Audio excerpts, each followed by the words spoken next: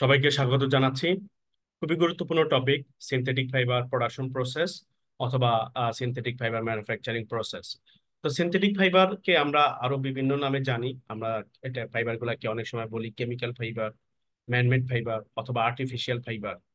এখন যেহেতু synthetic fibre সবই 100% কেমিক্যাল দিয়ে তৈরি করা হয়, তো প্রথম দিকে হচ্ছে কেমিক্যাল গুলাকে রিয়াকশন করানোর পর বা রিয়াকশন করিয়ে পলিমার চিপস বা পলিমার তৈরি করা হয়। তাহলে প্রথমে আমাদের যেটা লাগবে সিনথেটিক ফাইবার প্রোডাকশন করতে গেলে সেটা হচ্ছে যে ফাইবার ফর্মিং পলিমার চিপস তৈরি করে নিতে হবে। বা এখানে আমরা যেটা বলেছি, আমার যদি একটু হাইলাইটটা আমরা খেয়াল করি, ম্যানুফ্যাকচারিং দা ফাইবার ফর্মিং পলিমার চিপস। তাহলে ফাইবার ফর্মিং পলিমার চিপসটা আমরা প্রডিউস করব হচ্ছে কেমিক্যাল গুলাকে রিয়াকশন করিয়ে তারপরে প্রডিউস করব। তো যদি আমার ফাইবার ফর্মিং পলিমার চিপসটা প্রডিউস করা হয়ে গেল, এরপর আমি যেটা করব সেটাকে স্পিনিং করব। স্পিনিং মানে এখানে যেটা বলা হয়েছে সেটা হচ্ছে এক্সট্রাকশন থ্রু স্পিনারেট। এক্সট্রাকশন থ্রু স্পিনারেট মানে হচ্ছে স্পিনারেটের ভিতর দিয়ে বের করা। এখন স্পিনারেটটা হচ্ছে মেটালের তৈরি, সেটা স্টেনলেস স্টিলের হতে পারে অথবা অন্য ধাতব ম্যাটেরিয়ালে হতে পারে, বাট স্টেনলেস স্টিলেরটাই সবচেয়ে জনপ্রিয়। এখন এই স্পিনারেটের ভিতরে ফাইবারের যে সাইজ বা ফাইবারের যে ডায়ামিটার আছে সেই ডায়ামিটারের মতো করে আহ অনেকগুলা হোল, যে 350 অথবা তার থেকে বেশি হোল থাকে। তো ফাইবার ফার্মিং পলিমার চিপসটাকে এই হোলের ভিতর দিয়ে পাস করতে হবে। এখন আমরা জানি যে ফাইবার ফার্মিং পলিমার চিপস যেটা আছে, মানে পলিমারটা, সেই পলিমারটা হচ্ছে সলিড ফর্মে হয়।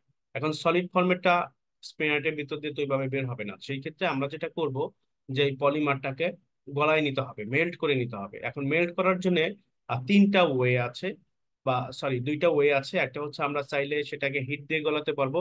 এখন একটা জিনিস সবসময় মনে রাখবো যে হিট দিয়ে কিন্তু সব ফাইবার গলবে না।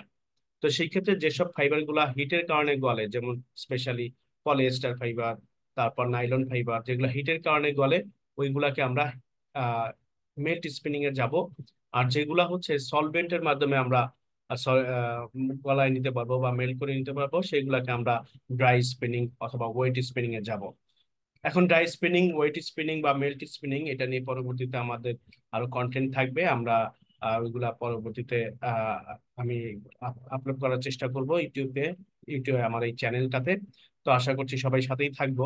এখন হচ্ছে যদি আমার মেল্ট করে, মানে সাপোজ ফর এক্সাম্পল আমি পলিয়েস্টার ফাইবার বানাতে চাই, তাহলে পলিয়েস্টার ফাইবার যদি হিটের কারণে গলে বা হিট দিয়ে আমরা গলাতে পারি, তাহলে এটাকে আমরা মেল্ট করবার জন্য হিট দিব। অবশ্যই হিট দিতে হবে ওই পরিমাণ যেটা হচ্ছে মেল্টিং পয়েন্ট। প্রতিটা ফাইবারেরই বা প্রতিটা পলিমারেরই একটা মেল্টিং পয়েন্ট থাকে, সেই মেল্টিং পয়েন্টের উপরে হিট দিতে হবে। এখন হিট দিলে সেটা গলে যাবে। যখন ফাইবার গুলাকে, যখন এই পলিমার চিপসটা গলে যাবে, তখন সেই ক্ষেত্রে আমরা এটাকে স্পিনারেটের ভিতর দিয়ে বের করবো। স্পিনারেটের ভিতর দিয়ে বের করলেই ফাইবার হয়ে গেল। এখন এই ফাইবার গুলাকে স্পিনারের ভিতর দিয়ে যখন বের হবে, তখন আমরা একটা কন্টিনিউয়াস লেন্থের ফাইবার গুলা পাবো। সেই কন্টিনিউয়াস লেন্থের ফাইবার গুলাকে বলা হয় ফিলামেন্ট। তার মানে আমরা ফিলামেন্ট আকারে পাবো। এখন পরবর্তীতে এই ফিলামেন্ট আকারে যে আমরা ফাইবার গুলা পেয়েছি, সেই ফাইবার গুলাকে স্ট্রেচিং করতে হয় অথবা ড্রয়িং করতে হয়। বা stretching drawing it's a synonym word. তাহলে স্ট্রেচিং বা ড্রয়িং আমরা করব, কেন করব? কারণ হচ্ছে যে ইমপ্রুভিং স্ট্রেংথ অ্যান্ড ক্রিস্টালিনিটি, মানে ফাইবার গুলার স্ট্রেংথ বাড়াবার জন্য আর হচ্ছে ক্রিস্টালিনিটি বাড়ানোর জন্য।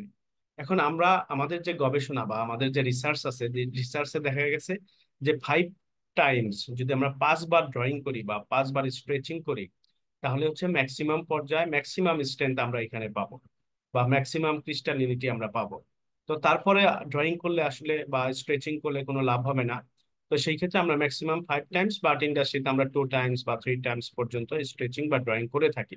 তাহলে স্ট্রেচিং বা ড্রয়িং করবার মেন উদ্দেশ্য হচ্ছে ইমপ্রুভিং স্ট্রেংথ, মানে স্ট্রেংথ বাড়বে বা ক্রিস্টালিনিটি বাড়বে।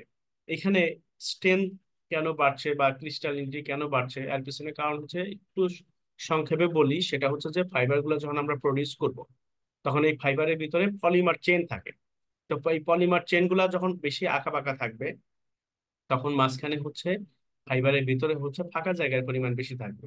ফাঁকা জায়গার পরিমাণ বেশি থাকলে তখন স্ট্রেংথ কমে যাবে আর ফাইবার গুলা অ্যামরফাস হবে, মানে অ্যামরফাস রিজন বেশি থাকবে। তো সেই ক্ষেত্রে যখন ফাইবার গুলাকে আমরা টানবো, তাহলে পলিমার চেন গুলো আস্তে আস্তে স্ট্রেট হয়ে যাবে, সোজা হয়ে যাবে। সোজা হয়ে গেলে ফাইবারের স্ট্রেংথ বাড়বে, সাথে সাথে ফাঁকা জায়গা যেটা আছে সেই পরিমাণ কমে যাবে, কমে গেলেই ক্রিস্টালিনিটি বাড়বে।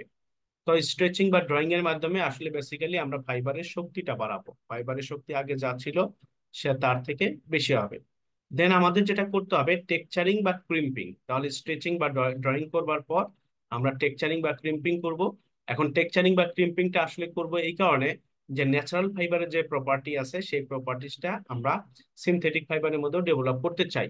এখন ন্যাচারাল ফাইবারের কি প্রপার্টি আছে যদি আমরা একটা এক্সাম্পল দেই, যেমন for example cotton fibre. Cotton fibre কিন্তু আসলে রাউন্ড না। আমরা যদি এই ফাইবারটাকে হচ্ছে ম্যাগনিফাইং গ্লাস বা পাওয়ারফুল গ্লাসে দেখি, তাহলে দেখা যাবে যে কটন ফাইবার হচ্ছে লুকস লাইক এ রিবন, মোটা রিবন বা টুইস্টেড। তাহলে কটন ফাইবার হচ্ছে ন্যাচারালি টুইস্টেড, মানে পেঁচানো, বাঁকানো। এখন এই বাঁকানোর পিছনে কারণ হচ্ছে যে যদি ফাইবার গুলা স্মুথ থাকতো, মানে এরকম আঁকা বাঁকা না থাকতো, তাহলে এই ফাইবার গুলা কিন্তু অন্য ফাইবার গুলাকে ধরে রাখতে পারতো না। যদি ধরে না রাখতে পারতো তাহলে কি, তাহলে ইয়ান প্রডিউস করা যেত না। অথবা হচ্ছে আর যদি ফাইবারের মধ্যে আমরা টুইস্ট দেই অথবা ইয়ানের মধ্যে টুইস্ট দেই, সেই টুইস্টটা সে ধরে ধরে রাখতে পারবে না। যদি টুইস্ট ধরে না রাখতে পারে তাহলে সেই ফাইবার দিয়ে ইয়ান প্রডিউস করা যাবে না।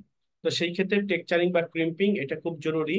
তো যেহেতু আমরা সিনথেটিক ওয়েতে তৈরি করেছি, প্রথম দিকে যে স্পিনার থেকে বের হওয়ার পর এখানে কোনো ক্রিম্পিং নাই, ক্রিম্পিং মানে আঁকা বাঁকা ওয়েবি ইফেক্ট, তাহলে এরকম ক্রিম্পিং নাই বা টেক্সচারিং নাই। পরবর্তীতে আমরা মেকানিক্যালি, ম্যানুয়ালি বা মেকানিক্যালি আমরা এটাকে ক্রিম্পিং করে দিব, যাতে ন্যাচারাল ফাইবারের মধ্যে যে প্রপার্টি আছে সেই প্রপার্টিসটা আমাদের সিনথেটিক ফাইবারের মধ্যে ডেভেলপ করে। দেন যখন টেক্সচারিং বা ক্রিম্পিং হয়ে গেল, এরপরে আমরা আসবো ইন্টারলেসিং এ। ইন্টারলেসিংটা আসলে মূলত এরকম যে যেহেতু আমরা ফিলামেন্ট ফাইবার গুলাকে যদি কন্টিনিউয়াস লেন্থে রাখি তাহলেই আমাদের ইন্টারলেসিং এর প্রয়োজন। আর যদি শর্ট লেন্থে নিয়ে আসি তাহলে আমাদের ইন্টারলেসমেন্টের প্রয়োজন নাই, মানে স্ট্যাপল আকারে নিয়ে আসলে ইন্টারলেসমেন্টের প্রয়োজন নাই। আমাদের একটা কন্টেন্ট আছে, সেটা হচ্ছে যে ফাইবার গুলার বিভিন্ন ফর্ম, যেমন ফিলামেন্ট বা স্ট্যাপল অথবা ফিলামেন্ট টো, এটা আমরা কেন করব বা এটার উদ্দেশ্য কি, বা আমরা কি কি ভাবে সিনথেটিক ফাইবারটা আসলে প্রোডাকশন করতে পারি, এই রিলেটেড আমাদের একটা কন্টেন্ট করা আছে।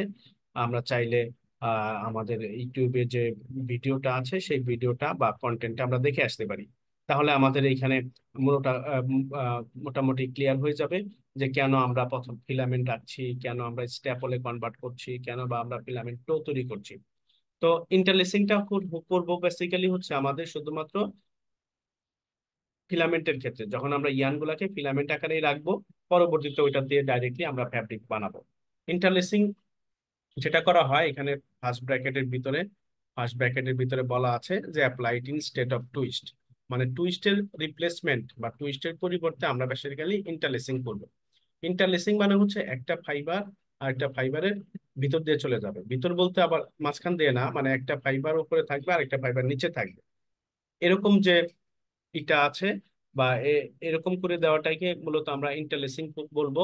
ইন্টারলেসিং যখন কমপ্লিট হয়ে যাবে তখন ফাইবার গুলাকে আমরা বা ইয়ান গুলাকে আমরা একটা ববিনের মধ্যে জড়াই ফেলবো। তো ববিনের মধ্যে যখন জড়ানো হইলো, সেটা ববিন হতে পারে, কোন হতে পারে বা চিজ হতে পারে অথবা অন্য কোনো প্যাকেজ হতে পারে, সেই প্যাকেজের মধ্যে আমরা যখন জড়াই ফেলবো, জড়ানোর পর এটাকে হিট সেটিং করতে হয়।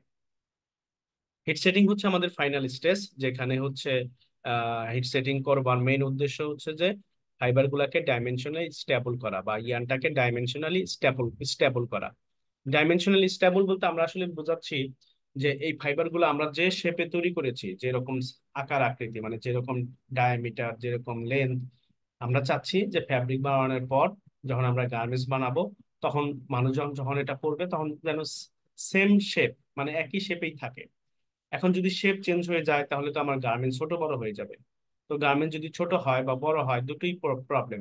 তো সেই ক্ষেত্রে এই প্রবলেমটা ইগনোর করবার জন্য অবশ্যই আমার যে ইয়ান গুলা ইন্টারলেসিং এর পরে আমরা পেয়েছি সেই ইয়ান গুলাকে হিট সেটিং করতে হবে। হিট সেটিং মানে হচ্ছে যে একটা নির্দিষ্ট টেম্পারেচার, সেটা 200 ডিগ্রি সেন্টিগ্রেড হতে পারে, 250 ডিগ্রি সেন্টিগ্রেড হতে পারে। তো একটা নির্দিষ্ট টেম্পারেচারে এই ফাইবার গুলাকে একটা নির্দিষ্ট টাইম, সেটা 15 মিনিটস বা 20 মিনিটস বা 25 মিনিটস, আমাদের এটা ডিপেন্ড করে হচ্ছে কোয়ালিটির উপরে। তো আমরা এভাবে একটা নির্দিষ্ট টেম্পারেচারে একটা নির্দিষ্ট টাইম বয়লারের মধ্যে রাখবো, একেবারে প্যাকেজ আকারে রাখবো। প্যাকেজ আকারে রাখলেই আমার ফাইবার গুলা হিট সেটিং হয়ে গেল, তার মানে ফাইবার গুলা ডাইমেনশনালি স্টেবল হয়ে গেল।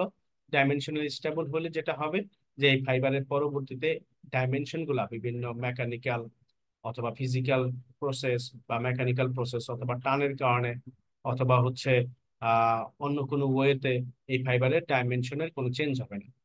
তো এখন এইসব কারণেই মূলত হিট সেটিংটা করা হয়।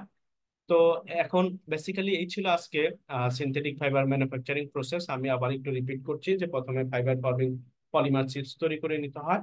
তারপর সেই পলিমার চিপসটাকে আমরা গলাবো, গলিয়ে স্পিনারেটের ভিতর দিয়ে বের করবো, স্পিনারেটের ভিতর দিয়ে পাস করলেই ফাইবার হয়ে গেল ইয়ান ফর্মে। দেন সেই ইয়ানটাকে আমরা স্ট্রেচিং ড্রয়িং করব, কারণ হচ্ছে ইমপ্রুভিং স্ট্রেংথ বা ক্রিস্টালিনিটি, মানে ফাইবারের স্ট্রেংথ বাড়ানোর জন্য অ্যাজ ওয়েল অ্যাজ ক্রিস্টালিনিটি বাড়ানোর জন্য। দেন হচ্ছে টেক্সচারিং বা ক্রিম্পিং। টেক্সচারিং ক্রিম্পিং করব হচ্ছে ন্যাচারাল ফাইবারের যে প্রপার্টি আছে, ন্যাচারাল ফাইবারের যেরকম ক্রিম্প আছে এরকম ক্রিম্প আমাদের সিনথেটিক ফাইবারের মধ্যেও প্রয়োজন। এই কারণে আমরা টেক্সচারিং বা ক্রিম্পিং করব। দেন ইন্টারলেসিং করব। দেন হচ্ছে হিট সেটিং করব হচ্ছে ফাইবার গুলাকে ডাইমেনশনালি স্টেবল করবার জন্য। তো এই ছিল আজকের জন্য। Thank you all for joining.